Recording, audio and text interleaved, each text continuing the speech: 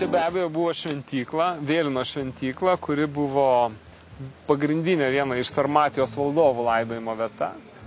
Šaukiu aš tautą, GPU užguitą ir blaškoma it rudenio lapos. Į naują vieškelį, į naują buitį. Priekį šešios kolonos.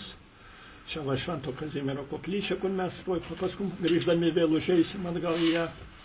Nu, vat ir, reiškia, tai čia didžioji katedra, kurią palikom viršai, o mes dabar čia apatiniai žemė.